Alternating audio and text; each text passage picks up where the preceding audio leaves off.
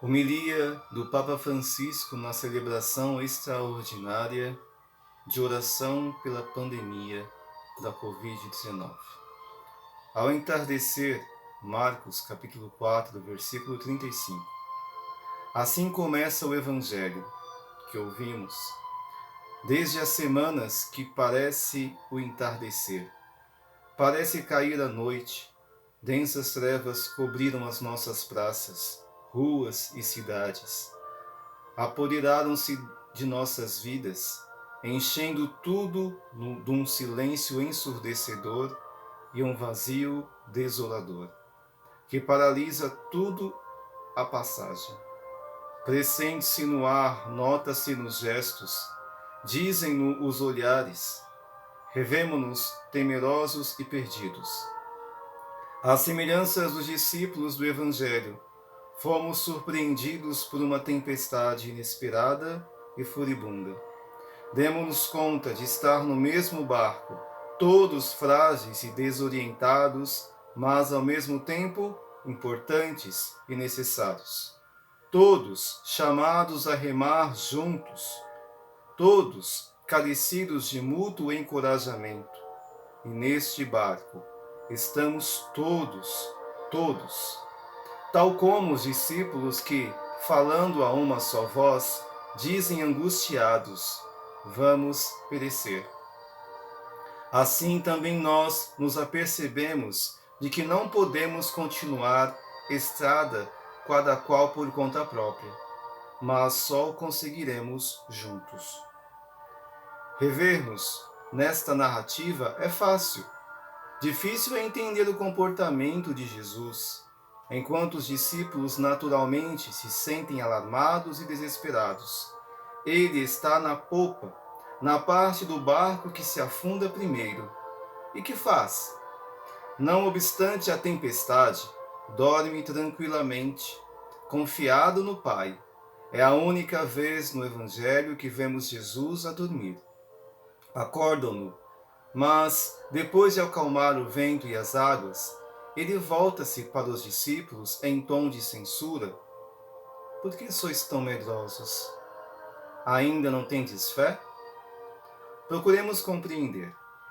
Em que consiste esta falta de fé dos discípulos, que se contrapõe à confiança de Jesus? Não é que deixaram de crer nele, pois invocam-no. Mas vejamos como o invocam. Mestre, não te importas que pereçamos?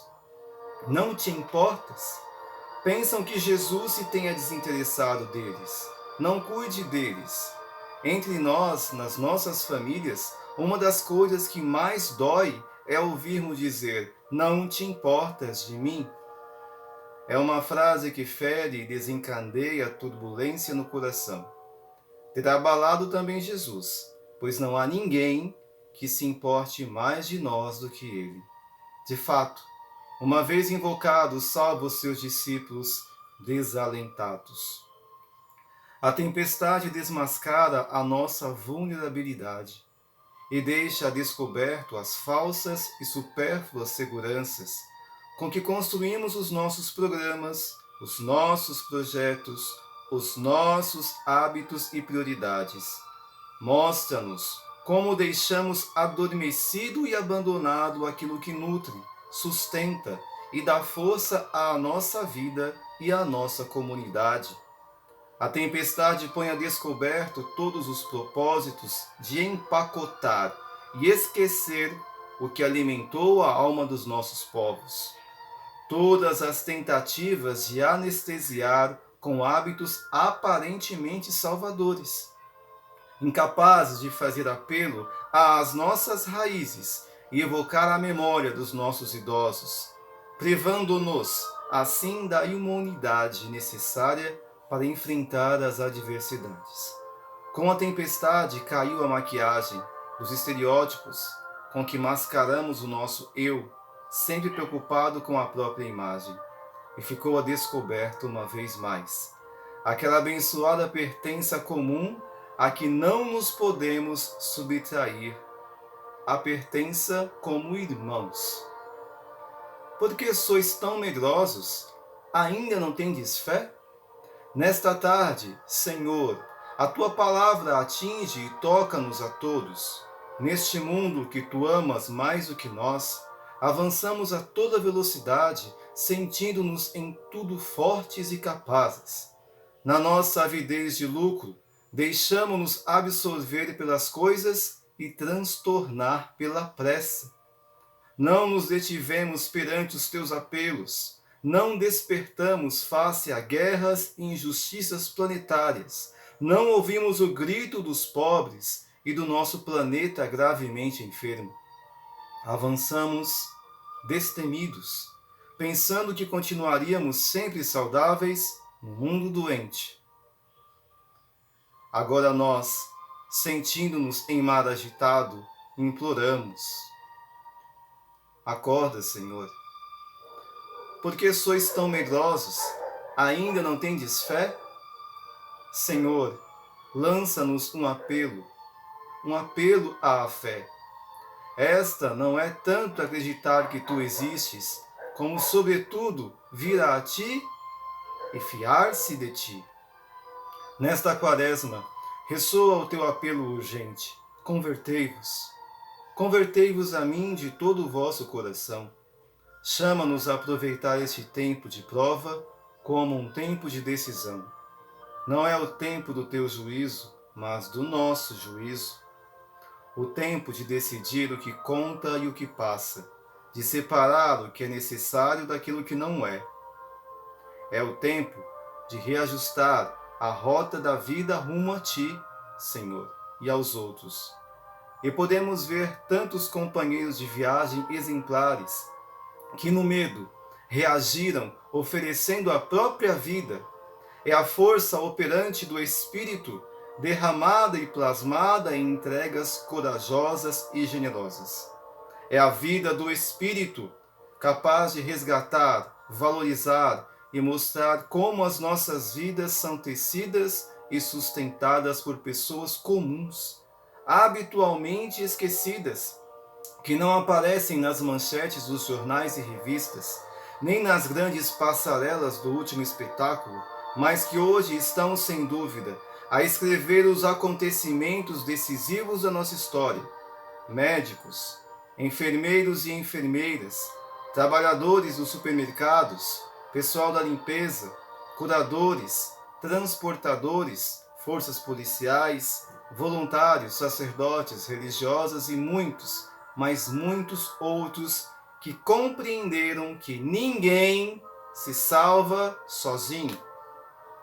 Perante o sofrimento, onde se mede o verdadeiro desenvolvimento dos nossos povos, descobrimos e experimentamos a oração sacerdotal de Jesus. Que todos sejam um só. Quantas pessoas, dia a dia, exercitam a paciência e infundem esperança. Tendo a peito, não semear pânico, mas corresponsabilidade. Quantos pais, mães, avós e avós, professores, mostram às nossas crianças, com pequenos gestos do dia a dia, como enfrentar e atravessar uma crise, readaptando hábitos, levando o olhar e estimulando a oração. Quantas pessoas rezam, se imolam e intercedem pelo bem de todos. A oração e o serviço silencioso são as nossas armas vencedoras. Por que sois tão medrosos? Ainda não tendes fé? O início da fé é reconhecer-se necessitado de salvação. Não somos autossuficientes, sozinhos afundamos. Precisamos do Senhor como os antigos navegadores das estrelas. Convidemos Jesus a subir para o barco da nossa vida. Confiemo-lhes os nossos medos para que Ele os vença. Com Ele a bordo, experimentaremos como os discípulos que não há naufrágio. Porque esta é a força de Deus, fazer resultar em bem tudo o que nos acontece, mesmo as coisas más. Ele serena as nossas tempestades, porque com Deus a vida nunca morre. O Senhor interpela-nos e no meio da nossa tempestade, convida-nos a despertar e ativar a solidariedade e a esperança, capazes de dar solidez, apoio e significado a estas horas em que tudo parece naufragar. O Senhor desperta para acordar e reanimar a nossa fé pascal. Temos uma âncora, na sua cruz fomos salvos. Temos um leme, na sua cruz fomos resgatados. Temos uma esperança, na sua cruz fomos curados e abraçados, para que nada e ninguém nos separe do seu amor redentor. No meio deste isolamento que nos faz padecer a limitação de afetos e encontros e experimentar a falta de tantas coisas, ouçamos mais uma vez o anúncio que nos salva. Ele ressuscitou e vive ao nosso lado. Da sua cruz, o Senhor desafia-nos a encontrar a vida que nos espera e olhar para aqueles que nos reclamam, a reforçar, reconhecer e incentivar a graça que mora em nós. Não apaguemos a mecha que ainda fumega, Isaías, capítulo 42, versículo 3, que nunca adoece, e deixemos que reacenda a esperança. Abraçar a sua cruz significa encontrar a coragem de abraçar todas as contrariedades da hora atual, abandonando por um momento a nossa ânsia de onipotência e possessão, para dar espaço à criatividade que só o Espírito é capaz de suscitar. Significa encontrar a coragem de abrir espaços onde todos possam sentir-se chamados e permitir novas formas de hospitalidade, de fraternidade e de solidariedade. Na sua cruz, fomos salvos para acolher a esperança e deixar que seja ela a fortalecer e sustentar todas as medidas e estradas que nos possam ajudar a salvaguardar-nos e a salvaguardar. Abraçar o Senhor para abraçar a esperança.